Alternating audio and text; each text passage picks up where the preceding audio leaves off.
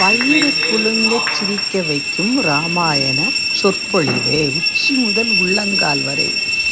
அத்துணை சிரிப்பு சாதாரண நடைமுறையில் எல்லோருக்கும் புரியும்படி அத்தனை காவியங்களும் ராமாயணத்துக்கு உதாரணமாக, நம் வாழ்க்கை முறைகளையும் உதாரணமாக, அற்புதமான அருமையான 2 மணி நேரம் தினமும் 10 நாட்களாக நம்மை மறந்து மனம் தேவலோகத்தில் இருப்பது போல் ராமனுடன் பயணிப்பது போல் அற்புதமான சுகமான அருமை பார்க்கையிலே சப்ஸ்கிரைப் டச் பண்ணிட்டு மனம் தூய்மையே அத்துணைக்கும் காரணம். அந்த வார்த்தை என்ன பயன்படுத்துறாரு? மகனை பெற்றதை காட்டிலும் இந்த பொழுதில் பெரிதுவக்கும் தன் மகனை சான்றோன் என கேட்ட தாய். எது தாய்க்கு ரொம்ப விசேஷமானதுன்னா, எல்லாரும் புகழ்கிற அளவிற்கு தன்னுடைய மகன் இருக்கிறார். அது பிறந்த பொழுது இருந்த சந்தோஷத்தை விட பல்மடங்கு சந்தோஷம். இப்ப ராமனை பெற்ற சந்தோஷத்தை விட இப்ப ராமனுடைய புகழை பிறர் சொல்லி கேட்கணும். பெரிய ஜாபராஜ் ஐயா நீங்க தான், ஐயா நீங்க தான், ஐயா நீங்க தான், ஐயா நீங்க தான் காதலே இருக்கு. அவனுக்கு உள்ளுடைய நம்மளுக்கு தகுதி இருக்கா இல்லையானு புரியல. அவன் ஒரு லெவல்ல செட் ஆயிட்டான். அப்புறம் நீங்க போய் ஜாபரா போடலன்னு வச்சுக்கோங்க, நீங்க தகுதி இல்லாத ஆளாய் அப்படின்ட்டாங்க. இது உண்மையான தகுதியை எடுத்து வைக்கிறார். அப்படி உண்மையான தகுதியை எடுத்து சொன்ன உடனே தசரதனுக்கு ரொம்ப சந்தோஷமாயிடும். இந்த பிள்ளையை நாம பெற்றதை விட மிகப்பெரிய சந்தோஷம். மகனை பெற்ற அன்றினும் அப்பிஞகன் பெருவில் உற்ற அன்றினும் பெரியதோ உவகை கொண்டார் மற்றவன் சொன்ன வாசகங்கள். அடுத்தவன் சொல்லுகிற வார்த்தையை கேட்ட பிறகு ரொம்ப சந்தோஷப்படுகிறான். அப்பதான் வசிஷ்டருக்கு திரும்பி பார்த்து, மகர்ஷி என்றைக்கு பட்டாபிஷேகம் வைத்துக் கொள்ளலாம்? அவர் சொன்னாரு, நல்லதை உடனே செஞ்சிடணும். ஏன்னா நல்லதுக்கு நாள் தள்ளி போட்டா அதுல 2 பேர் இடஞ்சலுக்கு வருவேன். அதனால உடனே செய்வோம், சுப சீக்கிரம் நல்லதை செய்வோம். இப்படி பார்த்து நாளைக்கே பண்ணிடலாம். நாளைக்கே பட்டாபிஷேகம். தசரதனுக்கு இன்னும் ஆனந்தம், மந்திரி சபையில இருக்க எல்லாருக்கும் இன்னும் ஆனந்தம். நாளைக்கே பட்டாபிஷேகம். உடனே முரசலைகள், எல்லா கோயில்களிலும் சிறப்பு வழிபாடு நடத்துங்கள், எல்லா அன்னதான கூடங்களிலும் அன்னதானம் நடத்துங்கள், வீடுகள் தோறும் வாழை கம்பு எல்லாம் கட்டுங்கள், எல்லோரும் இடத்துல தோரணம் மாவிலை கட்டுங்கள், எல்லாரும் தீபங்களை ஏற்றுங்கள், சந்தோஷமா நாட்டு மக்களுக்கு முரசலையுங்கள். எல்லாம் பரபரப்பான போயிடுச்சு. அடுத்த செகண்ட் எல்லாரும் மகிழ்ச்சியா வீடுகளில் தீபம் ஏற்றி ரொம்ப சந்தோஷமாக இருக்கிறாங்க. ஒரே ஒரு ஆளுக்கு மட்டும் ஒரு ஆளுக்கு போகும். அவள் தான் கூனி. அவள் கூனினா அவளுக்கு இயல் பெயர் கூனி, அவள் பேர் மந்தரைன்னு பேரு.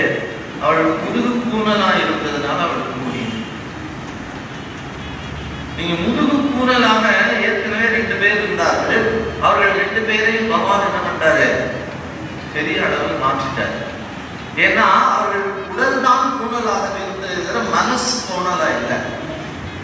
2 பேர். ஒருத்தர் கூன்பாண்டியன். இந்த கூன்பாண்டியன் சமணத்தில் இருந்தான். ஞானசம்பந்தன் வந்தார், அவனுடைய வெப்பு நோயை போக்கினார். அவர்கள் அனல்வாதம் புனல்வாதம் வைத்தார்கள். அனல்வாதம் புனல்வாதத்தை கேட்டவர்கள். சுவாமி ஒரு பாட்டு தான் பாடினார். இந்த விட்ட 7 அப்படியே மதுரையில இருந்து வைகையை எடுத்துக் கொண்டே போய் ஒரு இடத்துல நின்றது. நின்ற இடத்துக்கு தான் என்ன பேரு? திருவேடகம். திருப்பணி திருவேடகம். அந்த திருவேடகத்திலே அந்த 7 கரை ஒதுக்கியது.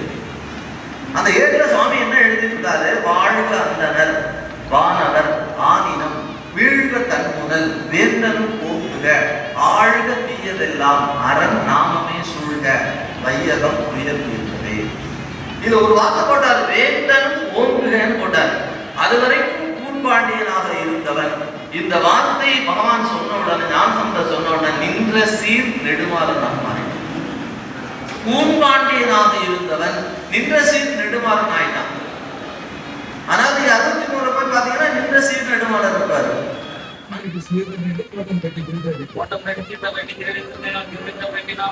ಸಂಪೂರ್ಣ ಆಯುರಾರೋಗ್ಯ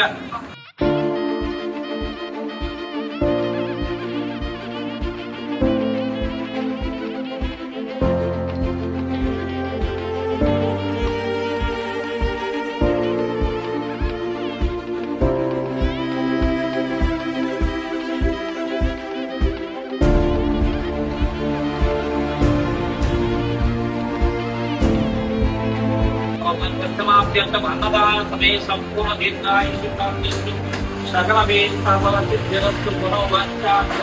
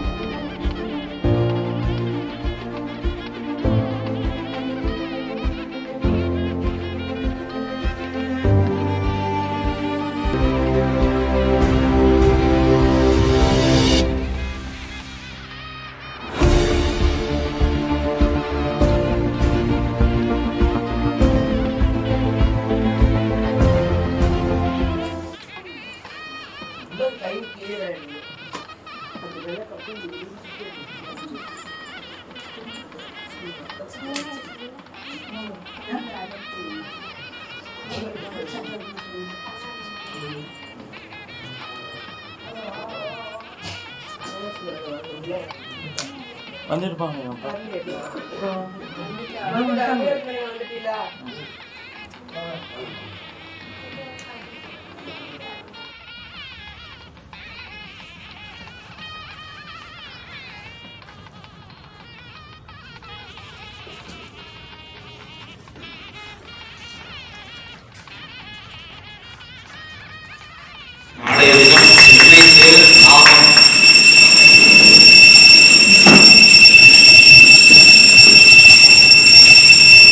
நாளைய தினம் செம்மை சேர் நாமம் என்பது தலைப்பிலே வாலி மோட்சம் அனைவரும் இது போல வந்து இருந்து சிறப்பிக்க பிரார்த்திக்கிறேன்.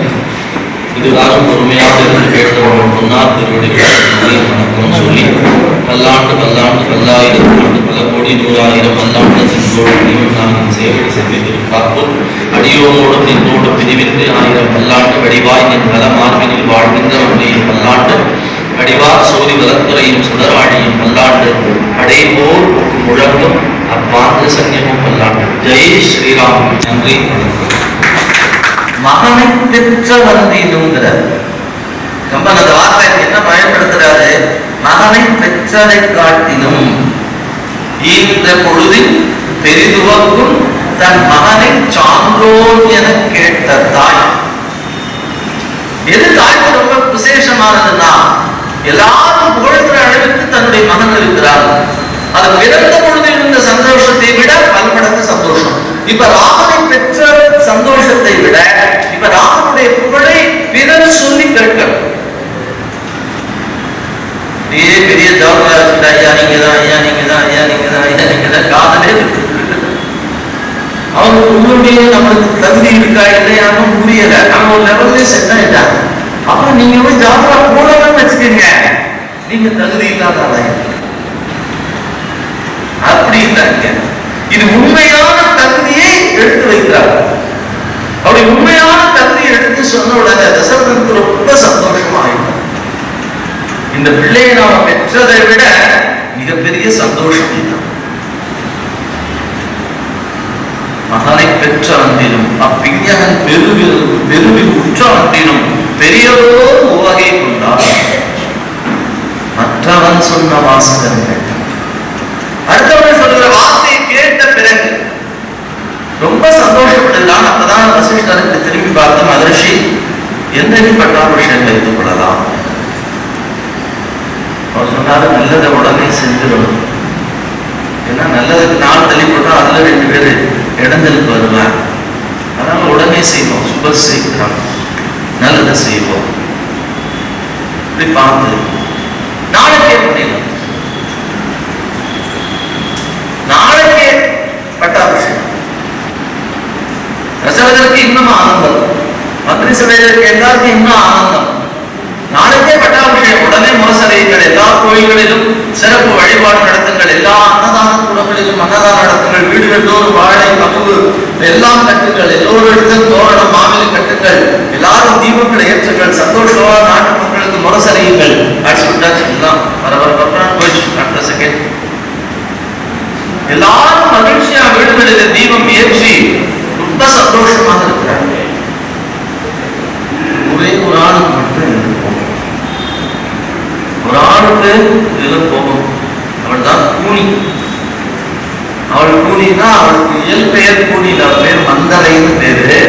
அவள் முதுகு கூணலா இருந்ததுனால அவள் கூனி. நீங்க முதுகு கூணலாக ஏற்கனவே 2 பேர் இருந்தார்கள். அவர்கள் 2 பேரையும் பகவான் என்ன பண்றாரு, பெரிய அளவில் மாற்றிட்டார். ஏன்னா அவர்கள் உடல் தான் கூணலாக இருந்தது, மனசு கோணலா இல்லை. 2 பேர் ஒருத்தர் கூன்பாண்டியன். இந்த கூன்பாண்டியன் சமணவர்களில் இருந்தால் ஞானசம்பந்தன் வந்தார். அவருடைய வெப்பு நோயை போக்கினார். அவர்கள் அனல்வாதம் புனல்வாதம் வைத்தார்கள். அனல்வாதம் புனல்வாதத்தை கேட்டார்கள். சுவாமி ஒரு பாட்டு தான் மாட்டார். இந்த விட்ட ஏழு அப்படியே மதுரையில இருந்து வைகையை எரிச்சு கொண்டே போய் ஒரு இடத்துல நின்றது. நின்ற இடத்துக்கு தான் என்ன பேரு, திருவேடகம். உங்களுடைய திருப்பணி திருவேடகம். அந்த திருவேடகத்திலே அந்த 7 கரை ஒதுக்கியது.